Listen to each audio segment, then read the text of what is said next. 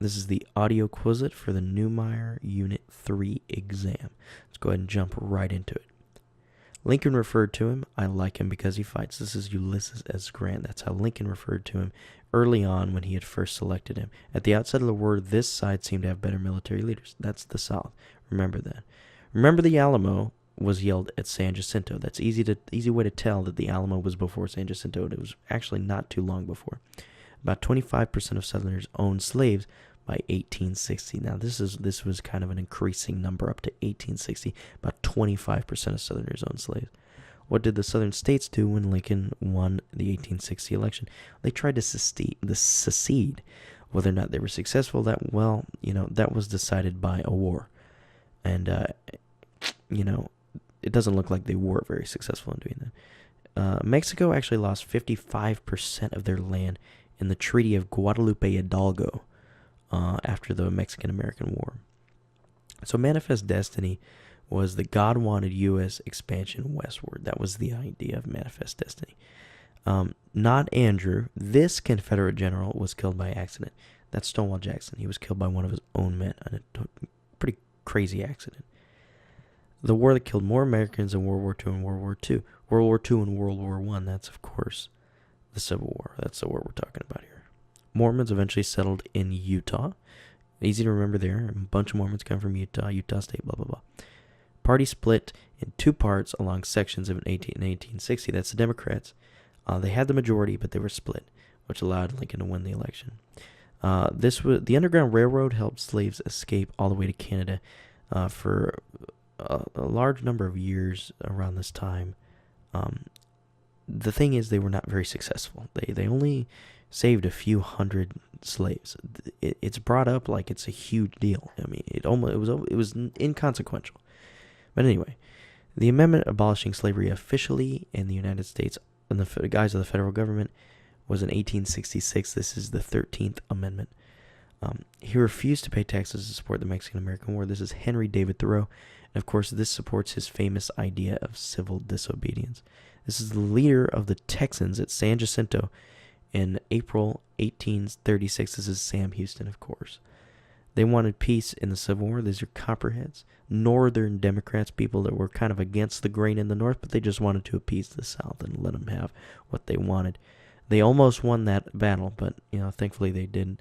Expansionist president of 1844, that's James K. Polk. He was Manifest Destiny all the way. Sherman captured this city in 1864 and razed it to the ground. That's Atlanta, Georgia. Party often called the Know-Nothings. That's the American Party, of course. A weak Union leader who delayed. Lincoln fired him early on in the war. That's McClellan, George McClellan. He was the predecessor to Ulysses S. Grant. The Fugitive Slave Act was the most controversial part of the Compromise of 1850. This made it to where slaves that had escaped were required by law to be returned to their rightful owners and couldn't be harbored lawfully, that is. He surrendered to Grant at Appomattox Courthouse, Virginia. That's Robert E. Lee, of course, ending the Civil War. Union leader lost at Fredericksburg.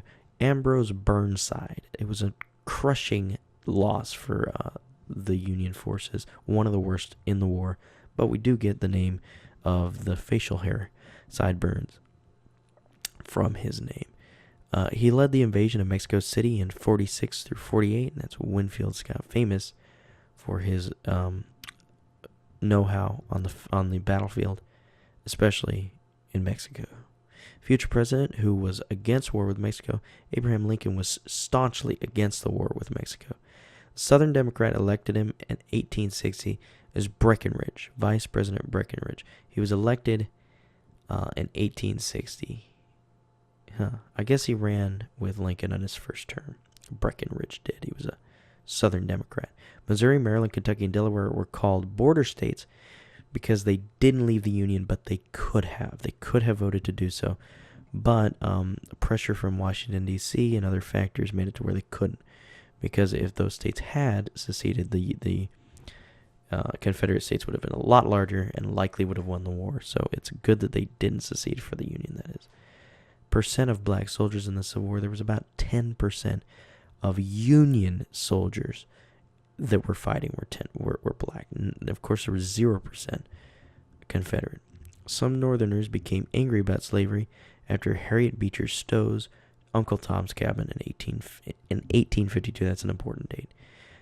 Confederate President is Jefferson Davis. Davis. Firing on the South Carolina fort started the Civil War, going April 12th, 1861. That's Fort Sumter, of course. Free soil presidential candidate in 1848. That's Martin Van Buren. I don't know if he was successful in 48, but he definitely was the president at some point. His raid in Virginia helped set off the war. This is John Brown. Some people viewed him as a terrorist, and today he probably would be viewed as a terrorist, but he is now viewed as a hero. The number of people hanged in the Lincoln assassination trial. There's, of course, 4. Battle in Pennsylvania, July of 1863. Lee never invaded the North again. This is the monumental Battle of Gettysburg, probably the most important battle ever fought on U.S. soil. John Wilkes Booth, of course, assassinated President Lincoln. And Dr. Samuel Mudd set Booth's ankle and leg when he broke it. We, of course, know all about Samuel Mudd. And let me say, of course, a few more times. Of course. Confederate leader went to prison, of course, but never tried in court, of course.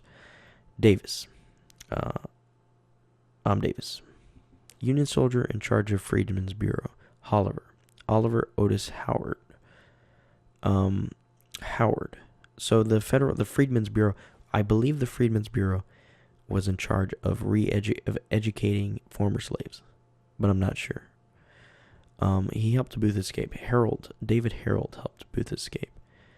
Lincoln's running mate in 1864 was Andrew Johnson, a Southern Unionist, lenient recon plan. I don't know what that means, but he's a Southern Unionist. Lincoln selected him because he was going to help unify the country. Johnson removed him as Secretary of War. One more reason for impeachment. Edwin Stanton was impeached from his position as Secretary of War. His case allowed slaves to move around the country as property. A Dred Scott decision allowed slaves to move around the country. System of segregation is this nickname. That's the Jim Crow laws. Those were in effect until the early 1960s, almost 100 years after slavery had been abolished. Jim Crow laws were still around.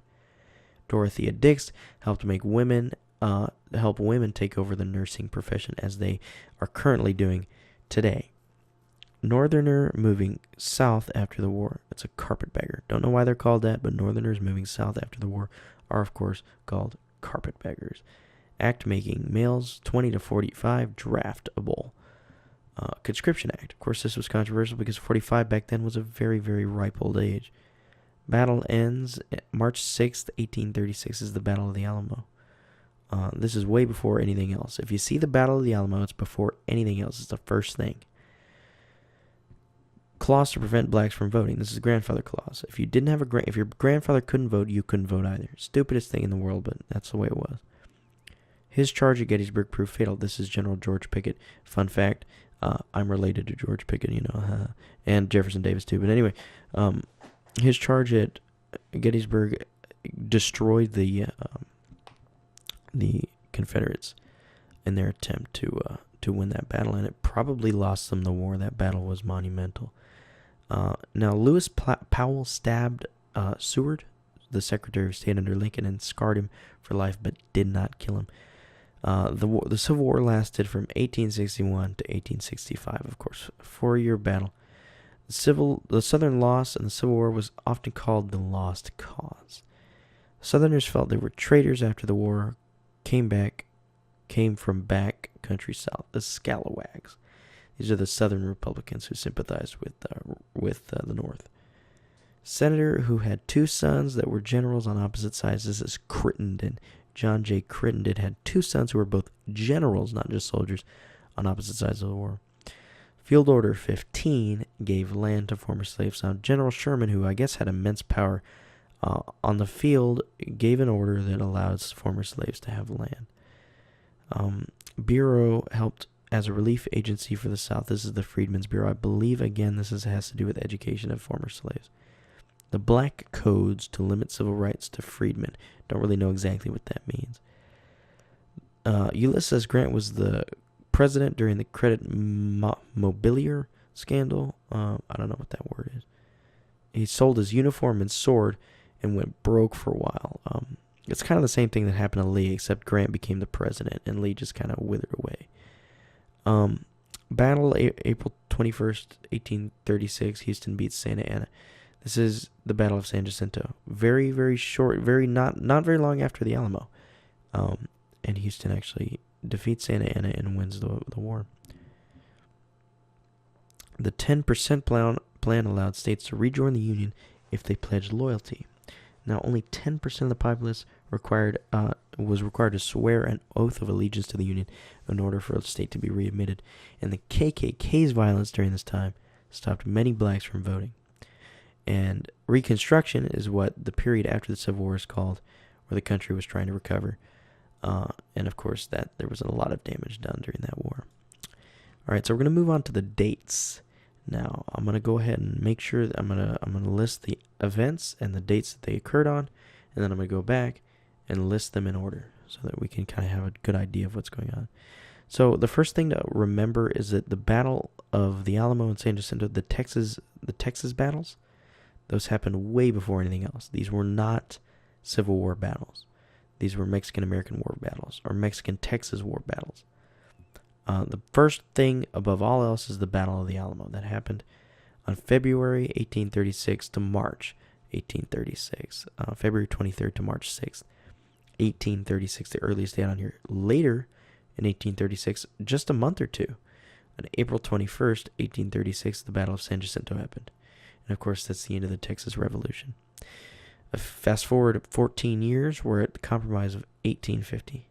And of course, the Compromise of 1850, you might not have known, happened in 1850. All right, so now we're moving on to Uncle Tom's Cabin. It was published on March 20th, 1852, and the Gadsden Purchase was just after it, December 30th, 1853. Now, those are about a year and a half difference between the two. So Uncle Tom's Cabin happened right after the Compromise of 1850, and then it was the Gadsden Purchase. And then the Kansas-Nebraska Act on May 30th of 1854. And then the Dred Scott decision in 1857. So the legislative decisions that happened around this time: Gadsden, Kansas, Dred Scott. Gadsden, Kansas, Dred Scott. Gadsden, Kansas, Dred Scott. Those are the three right in a row legislative actions that happened right after Uncle Tom's Cabin was published.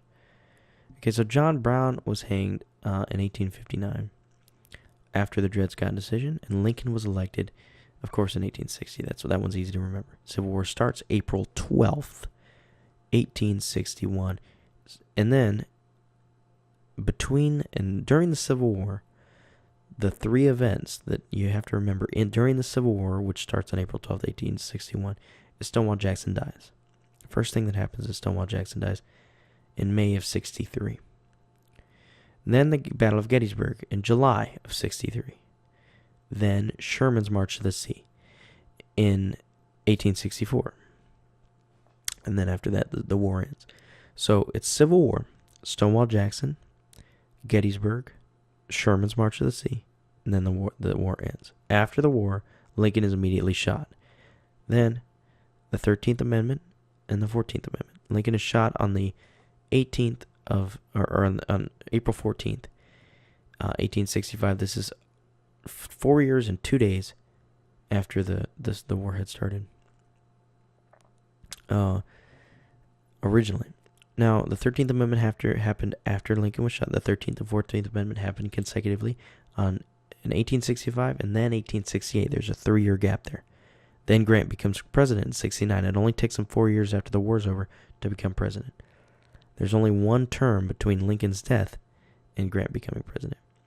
So the 13th and 14th Amendment happened. Grant becomes president, and then immediately the 15th Amendment happens in 1870. And the last thing on the list is the Compromise of 1877. Easy to remember. That one happened in 1877. All right, so let's go ahead and run down the list again. Let's see what we have. The Battle of the Alamo, the Battle of San Jacinto. Those are the orders of the Texas battle. Then we have the Compromise of 1850. That gets us into the national stage. Then Uncle Tom's Cabin is published right before the Gadsden Purchase and the Kansas-Nebraska Act. The Gadsden Purchase happens, the Kansas-Nebraska Act happens, and the Dred Scott decision. Gadsden, Kansas, Dred Scott. Okay, and then John Brown is hanged after that in 1859. This is before Lincoln is ever elected. Then Then we get into the Lincoln era. John Brown is hanged, and then Lincoln's first term starts on on November 6th, 1860. Okay? So, right after Lincoln is elected, Civil War starts. We're on April 12th, 1861. Civil War starts, then Stonewall Jackson dies, then the Battle of Gettysburg, then Sherman's March to the Sea. Civil War, okay, during the Civil War we had Stonewall Jackson, Battle of Gettysburg, and then finally Sherman's March to the Sea, and then the war ends. And what happens right after that? Lincoln is shot. Then, 13th, 14th Amendment, but before the 15th Amendment, Grant becomes president. And then the 15th Amendment happens, and then, last but not least, the Compromise of 1877. Alright, that just about does it for the audio Quizlet.